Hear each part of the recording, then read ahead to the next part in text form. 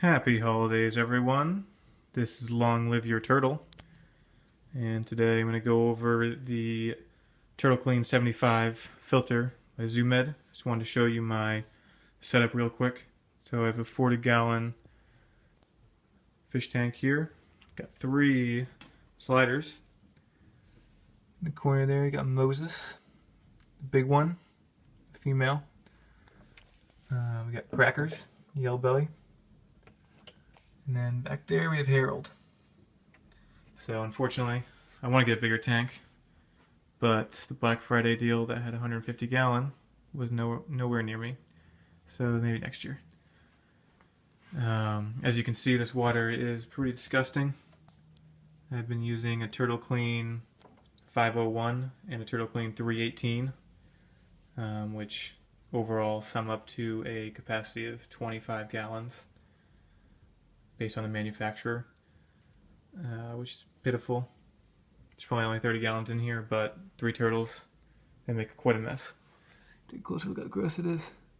So I want to put the new Turtle Clean 75 in here and see what it can do.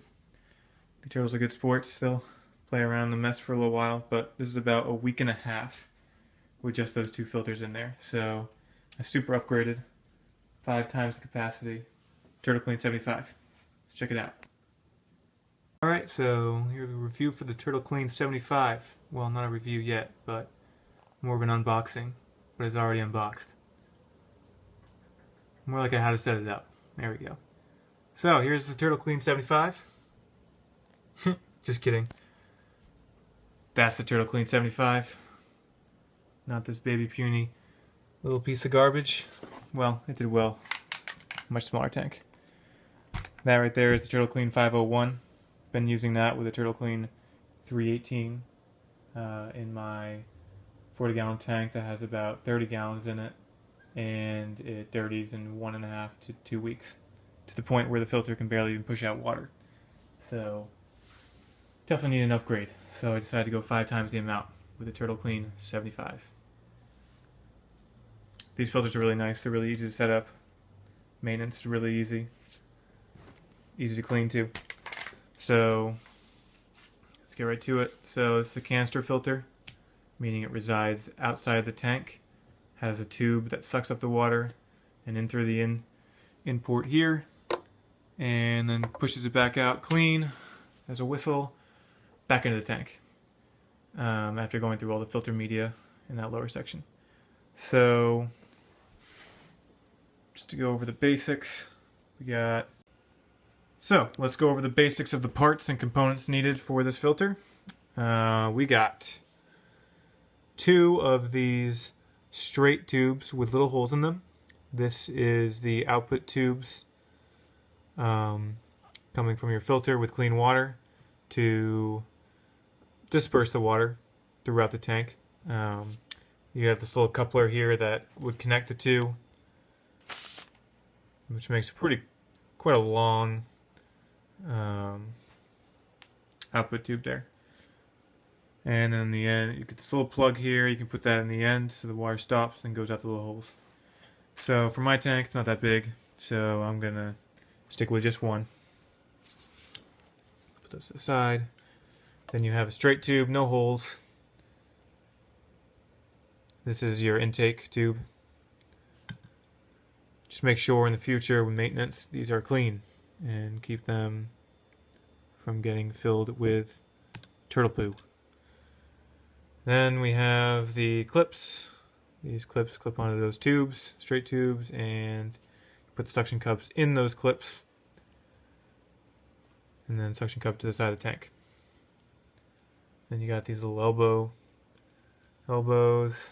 Got another output nozzle. This one just pumps all the water out in one line. A hose. Might be a little intense, especially for this giant filter in a small tank.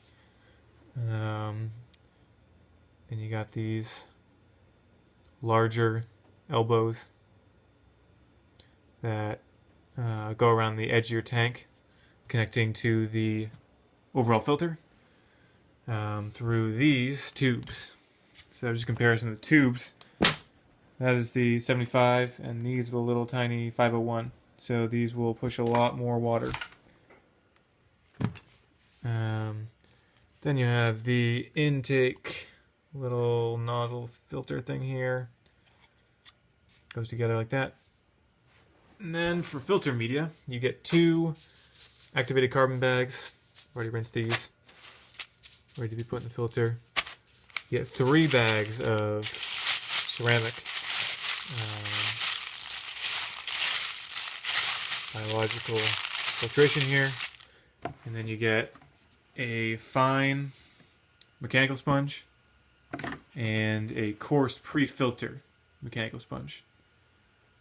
So in general, from my experience, the activated carbon should be replaced every 1 to 2 months, depending on how dirty it gets. That one's the one you have to take care of the most. Whereas ceramic media, you just gotta rinse this out probably once a month. Not sure with this filter because it's humongous, but it's probably similar. Just make sure you get all the poop and grime and stuff that gets stuck in there. Get that out, rinse it out, and then maybe replace it every 6 months. Don't really have a recommendation there. I just do it when it gets disgusting. And then similar to the mechanical sponges, you don't need to replace these until they either start falling apart or just get so saturated you can't even clean it out anymore. Just rinsing it out, I think. Putting it back in the filter until it's ruined. It's the way to go. Saves money. And with the filters in general, just make sure you're keeping track of the water quality. I use these little test strips. It takes exactly 61 seconds to test your water, see how it's doing. Make sure nitrates, nitrides, keep those at a safe level. That can be dangerous, especially for fish, also turtles. Alright, I'm going to show you how to set up the tubing for the Turtle Clean 75 filter. I'm going to go over the intake filter first. So you're going to want to have the solid clear tube. Make sure there's no holes in it. You're going to want the solid black adapter tube piece. And you're going to want the strainer. There's 2 of these pieces. They're both the same size. Just grab one of them. You're going to want to take the smaller part of the adapter, and you're going to put the tube directly in there. Get a little resistance. Push it right up to that. Flush it even. Then you're going to take the strainer. You're going to put that on the other side. It's a tight fit. Just got to shove it on there. Fits great. Perfect. Alright. So, just make it easier on yourself. Not a lot of clutter. I would now put the suction cups with the little hooks on. So, this is pretty easy. As you can see, a little hook side. Then you got the little slots there. And you just take the suction cup, it's got the little rim, and you put it through a little slot that you can see if you look closely, and you just twist it. Just want to twist it on there, and you'll see it show up in the slot there. And now, get your suction cup with that. Now you just clip it on. I'm going to clip once if you want it a little bit of ways off your the glass of your tank, but I prefer to clip it twice. It's fully on there, sturdy, and close to the glass. Doesn't take a lot of space. I have the other one set up for this a little faster. I put 2 on each hard tube just to keep it sturdy. Not too much though. That's that. So now you want to take this hard, larger elbow piece. This is what will go around your tank. Kind of hook on there on top of the tank like that. One tube will go to the filter, and one tube will go into this intake piece that you just put together. So for the piece that you just put together, that's just going to go right into this slot. Just goes right in. No resistance. Just push it in there. Give a little twist. And that's all set. Now, here I had it on there, but you're going to want to take the threaded end. You want to take a screw nut. A lot of those in there. It has threads. And you're going to want to just put that on there and screw it on. Like that. Now you're going to want to take the tubing. Any side of the tubes are the same length, don't worry about that. And you're just going to want to work your way onto that spout there. Push up as far as you can. and then get it to about there, and then screw back down the screw nut so it tightens over the tube and makes a watertight connection there. That way it doesn't leak. And that is how you set up your intake tubing. I'll show you how to, similar process, but I'll show you how to put it onto the filter head itself.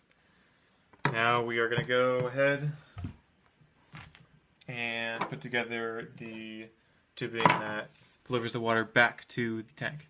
So you're going to take the hard tube, clear tube, that has the holes in it, and you're going to take this little plug here, little clear plastic plug, and just going to put it on one side. This will stop the water flow from going straight out this side and push it through the little holes instead. So find this little black elbow piece and slide the solid tube into the larger end of it. I'm going to line up the holes so they are at a 90-degree angle to the other elbow, just so it shoots horizontally out. And then find this hard elbow piece again, and again put it into the slot without threads. So that will go right over your tank, shoot horizontally out. Again, now we're going to go to the tube, so take a screw nut, and make sure just screw that on there. Take the other tube, again work your way onto that nozzle piece. There you go, screw down, get some resistance, keep screwing a little bit, make that watertight connection there, so no leakage. It's very important. You don't want that all over your floor when you come back from work, school, whatever. So there you have it. That is how you put the tubing together. Again, now you want to put the suction cup clips onto the hard part of the tube. Let's do that briefly for you. Clip twice. Make sure not to cover up the holes. Spread them out so it evenly distributes for some balance and sturdiness. There we go. Those are the intake and output tubes put together. So I'm going to show you while I'm up here. Here's the filter without the top on. So there's these little buttons that you put in here, little rubber buttons. These minimize vibrations from your filter, and also just gives a nice soft landing of your filter onto whatever surface you're putting on, wood, metal, whatever.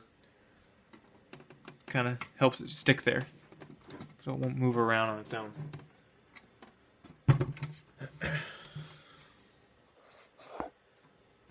So that's the main setup for the tubes.